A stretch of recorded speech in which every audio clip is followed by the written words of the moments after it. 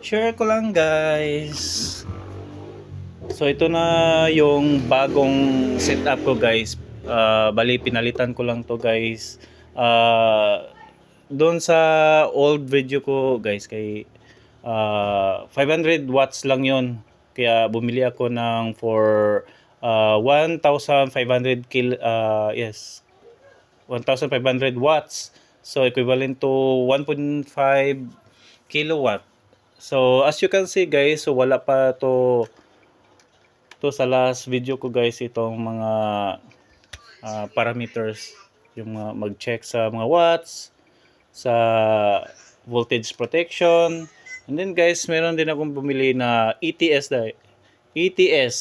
automatic transfer switch. So bali kung lobat si solar setup ko guys, automatic siyang mag-transfer dito sa emergency power. Bali ginawa kong emergency power si Dio. Bali ang ating Sibico, sa Sibico.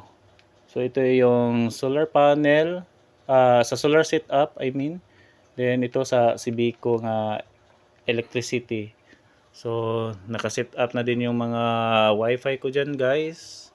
Then yung iba tinanggal ko na yung box, yung plastic box dito kasi umiinit kasi siya every time na mag-charge siya sa battery. So nilagyan ko ng fan and dito guys sa dyan sa ibabaw and then dito din sa ibaba.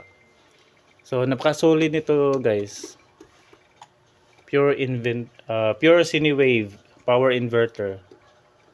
So ang nagustuhan ko to guys kasi kaya niyang pandarin si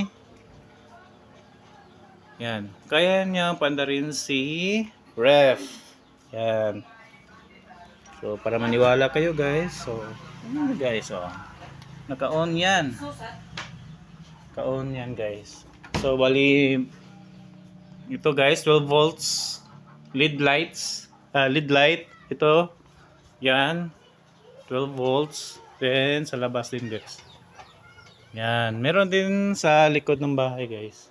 So kasama na din yung nasa doon. Yung mga appliances ko doon sa labas.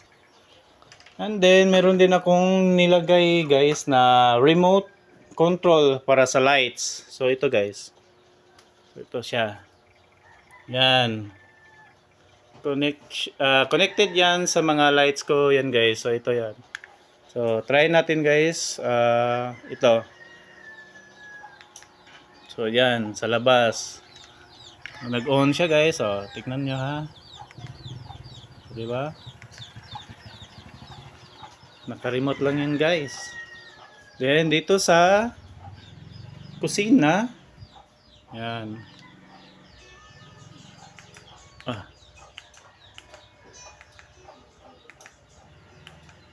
Yan. Ito pala yung switch niya. Then dito sa sala. Yan.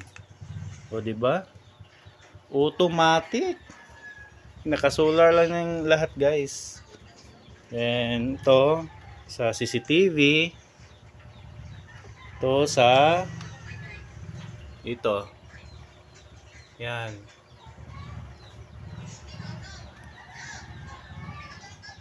All right.